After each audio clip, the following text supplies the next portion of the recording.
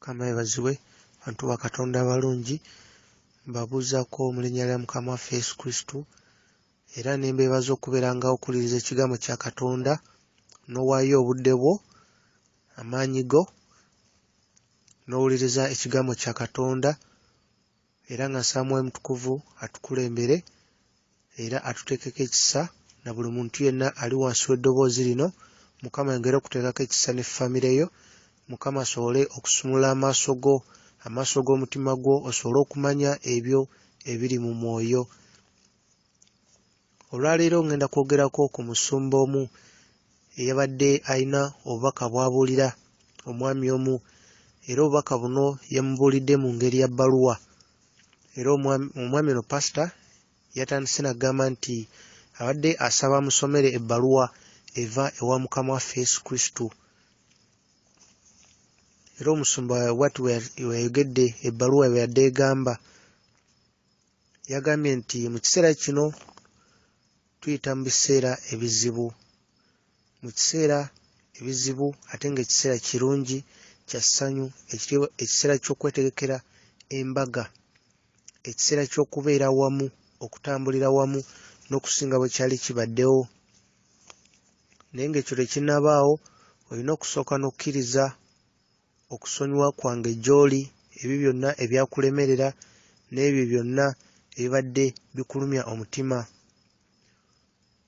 Okwenenya kwo kukkiriziddwa. Omulabe agezaako okukomyawo byonna ebyaliwo ebyayita, agezaako bikomyawo gy'oli naye tomuwuliriza. Ebyo ebintu tebiva mu ggulu era tebiva eri mutima gwange nze Katonda wo, era tebiva mu ggulu. Ebintu ebyo bizito naye byayita.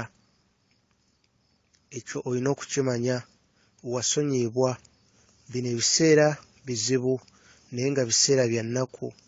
Ebiseera eby'ennaku ogenda bizzaawo n'essanyu n'emirembe egigenda okuva mu nkolagana yaffe awamu mu mwoyo. Era pasita ebigambo ebyo yayogera nga bye biri mu bubaka wa Mukama waffe Yesu Kristo. Era pasita n'awaliriza omwami ono addeyo abiwulirize bulungi, ajja kufunamu eky'okuddamu. Omwami ono ng'alina ky'abuuza pasita. Omwami ono n'agamba naye pasita, Katonda ono ddala y'ani? Mbadde muwulira naye kwega Katonda ono olina engeri gy'oyinza okunnyonnyolamu ne nnyongera okutegeera Katonda ono? Era pasita bw'ati bwe yagamba. Pasita n'amugamba nti Katonda ono kigambo, era erinnya lye ye Yesu Kristo. Era okuva mu kwagala, mu magezi, mu kusalawo, mu kuteekateeka, mu bugumiikiriza, mu buwombeefu, buli kimu kyatondebwa. Era awatali kwagala kwa Mukama Katonda tewali kyalibaddewo. Nga engule y'ebyo byonna bye yatonda, Katonda yatonda abantu mu kifaananyi kye. Mu magezi n'okumanya ag'omutonzi yatonda omuntu ng'alina okusalawo okw'omutima gwe, olwo omuntu asobole okuzimba okwagala kwe eri Katonda eyamutonda awatali kkakibwa, kubanga okwagala kulina kuva mu mutima ogw'omuntu omu ng'asazeewo nga takakiddwa. Era omuntu ono mu kutondebwa yatondebwa ng'omuntu ono alina soul, alina body ne spirit. Nga spirit yaviira ddala ku mutima gwa Katonda n'aguteeka mu muntu ono, nga spirit kye kitangaala ekiri mu muntu ono, nga spirit gwe muliro kye kitangaala ekyava ku mutima gwa Katonda ne kiteekebwa mu muntu, nga kino kye kitangaala ekyakaayakana abo abali mu mwoyo kye balaba, ng'ekitangaala kino kikula na kwagala kwa Mukama Katonda, era ng'ekitangaala kino we watuula amazima. Ng'era omuntu gy'akoma okwagala Katonda, ekitangaala kino gye kyeyongera okwaka, ng'ogwo eyo ye spirit. Kati omuntu n'atondebwa ne soul, nga soul eno yentegeera y'omuntu era nga soul teyina ludda ngera spirit gyekoma okwakayakana n'okumasamasa gyekoma okukwatagana ne soul ne bibeera kimu era ng'omuntu yatondebwa ne bode nga bode gwe guno omubiri abantu gwe balaba ku nsi ogutambula gwe guno omubiri abalaba mu nsi ogutambula ng'eye bode kakati nga omuntu gyakoma okwagala ebintu by'ensi eno bode ekwatagana wamu ne soul ne bibeera kimu omuntu gyakoma okwagala Katonda soul ekwatagana wamu ne spirit ne bibeera kimu bode yakolebwa mu ttaka era ejja kudda mu ttaka bode ejja kudda mu ttaka era nga soul ekosebwa nnyo ebyo byonna omuntu by'asalawo kulaba n'okuwuliriza n'okusoma era nga spirit ekula nnyo olw'ekyo ekiva mu kamwa k'omuntu okula kw'omuntu bwe kuba kusinziira ku mwoyo gwe ku spirit ayakaayakana mu mwoyo era abaako ekitangaala era soul eyongera okubeera kimu ne spirit gye yeeyongera okukula eyongera okwawula omuntu ku by'okwegomba by'ensi eno n'aba ng'atunuulidde ebyo byokka ddala bye yeetaaga omuntu gy'akoma okuteeka amaaso ge n'okwagala kwe ku bintu by'ensi eno soolo ye ebeera kimu n'omubiri gwe Katonda ayinza atya okukolagana n'omuntu oyo atunuulidde ebintu by'ensi eno nga soolo ye ekwataganye ne bode nga spirit erekeddwa ate nga Katonda spirit omuntu bw'ati ajja kudda eri omutonzi we nga kivudde mu ekyo ye kye yasalawo n'omutima gwe olw'eddembe lye yaweebwa okulondawo kubanga ye ajja kuba alonze ekizikiza Katonda atondawo embeera ez'enjawulo mu bulamu bw'omuntu ezireetera omuntu okwebuuza mu ndowooza ye n'eddala nzaani nkola ki ku nsi wano ebintu bino byonna byenfuna mu buzibu ne mu kukola mu maanyi birina mugaso ki gye ndi era omuntu akizuula nti okwagala kwe kulina omugaso ogwa ddala mu bibuuzo byonna omuntu by'aba yeebuuza ebibuuzo bingi bimuleetera omuntu okunoonya ekyokuddamu ekitasobola kusangibwa ku nsi kuno ebyokuddamu bijja kuweebwa eri abo bonna abanoonya kubanga ekisuubizo kya Katonda kikyali kiramu eri abo abalamu ekisuubizo kye yawa nti oyo yenna amunoonya ajja muzuula Katonda waffe omutonzi w'eggulu n'ensi Yesu Kristo bulijjo abadde ayogera era ng'aweereza obubaka abantu ab'oku nsi ng'ayita mu abo bwe yateekamu omwoyo gwe ebiseera ebisinga bawakanyizibwa era bangi basalawo obutawuliriza kubanga bayina abo be bakkiriza nti be bakiikirira Katonda mu kikolwa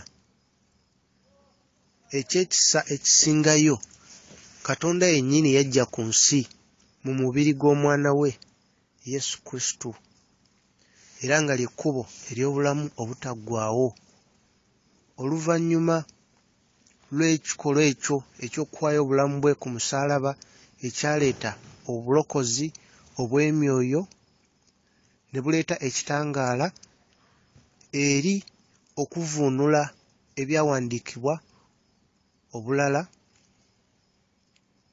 kino kyayamba abo bamuzibe era abawulira nti bamativu naawe bali mu mbeera ey'obutawuliriza n'obutayagala kukola kunoonyereza kwabwe ko nga bo era ng'ekyefaananyiriza omuntu omufu omuzibe era atawulira oyo omusanyufu n'embeera gy'aba alimu naye ng'enkomerero y'embeera eyo muliro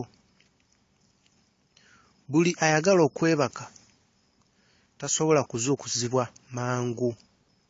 Naye omuntu yenna ayimuka ku lulwe n'aggulawo amaaso n'amatu ag'omutima gwe, n'asalawo alonde amazima, n'asalawo alonde ekkubo, n'asalawo okuwuliriza ebigambo bya Mukama, ateekwa okuzuukuka munda mu ye omuntu ow'omwoyo, era ekitangaala kitandika okwakaayakana ne kikwatagamu ne sooli ye, n'atandika okufuna okumanya n'okutegeera okupya okw'ekikula kye eky'omwoyo n'ekikula kya Katonda we omwoyo. Kino ekitangaala ekyakaayakana munda mu ye eyo sipiriti, era yeggulawo okumanya n'okutegeera okupya okukwata Katonda. Amazima aga Mukama waffe Yesu Kristo geeyoleka bulungi, era okumumanya tekirina kubeera ekintu ekyewuunyisa eri muntu yenna. Amazima okujja mu ndowooza zaffe ku ntegeera yaffe ey'ensi, lutalo, n'amaanyi g'ensi, n'emyoyo emibi egy'obwakabaka obw'ekizikiza, n'emyoyo gyonna egy'ensi eno, kubanga girwanyisa amazima, omuntu aleme kumanya Mukama Katonda we yamutonda. Kubanga omulabe ataddewo obulimba era bubunye ensi yonna. Yagala Katonda wo okusinga ebintu byonna, era ekinaava mu ekyo oyagale muliraanwa nga bwe weeyagala. Kino kye kisumuluzo eri emirembe egitagenda kuggwaawo mu Katonda era wamu ne Katonda. Yesu Kristo Mukama waffe, era nga yakulira eggye lyonna, ye muduumizi w'eggye ery'omu ggulu, kyekyokuddamu eri okubonaabona kwonna. Akaseera katuuse ak'enkyukakyuka mu ndowooza. Kabaka wa bakabaka takyayinza kulwawo kiseera kingi. Katonda waffe Yesu Kristo oyo aduumira eggye ly'omu ggulu ye mutonzi wo era ye mulokozi wo. Ggulawo omutima gwo oyogere naye, weenenye mu mazima, ove ku kibi, otambulire mu kkubo ery'obutuukirivu. Ajja kuddamu era ojja muwulira. Bwe tutunuulira Mukama waffe Yesu Kristo,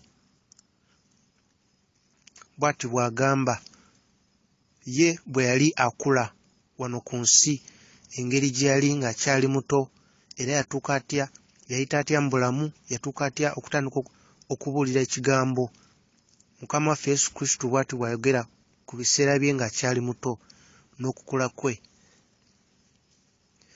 Bw'ati bw'agamba, mu kiseera kyonna bwe nakulira okweza emyaka 3, nabeerawo ng'era omuntu omulala yenna, omulenzi yenna gwe bakuzizza, ne mbeera omuvubuka, era oluvannyuma ne nfuuka omusajja omukulu. Naye mu kkula mu bulamu bwange nalina okusooka okuzuukusa ekikula kya Katonda mu nze, okusinziira ku mateeka ga Musa, ng'omusajja yenna bw'alina okuzuukusa nze munda mu ye. Ng'omusajja yenna ow'ekitiibwa nali nina okusooka okuzuukusa okukkiriza kwange mu Katonda, kwe nalina okwezuula nga neeyawula ku bintu by'ensi eno, amasanyu g'ensi eno, n'okwongera okubeera okwagala n'omutima gwange gwonna Katonda, olwo nsobole okubeera omuntu ow'omwoyo. Nalina nze kennyini Mukama wammwe nabeerawo ng'ekyokulabirako eri buli muntu yenna ali ku nsi. Olwo buli muntu yenna asobole okuzuula nze ali munda mu ye, nga nange bwe nazuula Kitange eyali munda mu nze, omuntu omubiri ku nsi kuno, azuule omwoyo ali munda mu ye. Ng'ekyo kiva mu kusalawo kwe ye nga ye, tubeere kimu nze naye, nga nange bwe nazuula ne mba kimu ne kitange yali munze ng'ayita mu kwagala n'okukkiriza. Kubanga ng'omuntu ow'omwoyo mu bujjuvu tubeere wamu mu mwoyo, mu bujjuvu bwonna obutakoma obw'omwoyo. Omuntu yenna asobola okutegeera eby'omwoyo n'ekikula kye eky'omwoyo ng'akozesa eriiso ery'omutima, naye tekisoboka n'amaaso era n'entegeera y'ensi eno. Omuntu gy'akoma okubeera omutukuvu mu mutima kijja kutegeerekeka bulungi mu bujjuvu bwakyo, enkolagana n'okujja wamu okwa Katonda mu bujjuvu bwe ne Yesu Kristo omuntu tekyabeerawo mu lunaku lumu, bw'oba olunaku lumu n'azuukuka ne kibeerawo, nedda. Naye ng'ekintu kyonna ekiri wansi w'okulemberwa Mukama Katonda kikula mpola era kyakula bukuzi, era nga kyefaananyirizaako omwoyo wa Katonda bwakula mu mutima gw'omuntu. Yesu Kristo okubeera ekimu ne Katonda mu bujjuvu kyatuukirizibwa kw'olwo ku kufa ku musaalaba. Newankubadde ekikula kya Katonda mu bujjuvu bwe kyalimu munda mu ye mu mwana omuto Yesu, era nga kyeyolekanga mu byamagero ebyakolebwanga we kyali nga kyetaagisizza. Mukama bakuume, kansuubire ojja kubaamu n'ekyokuyiga. Mukama bakuume.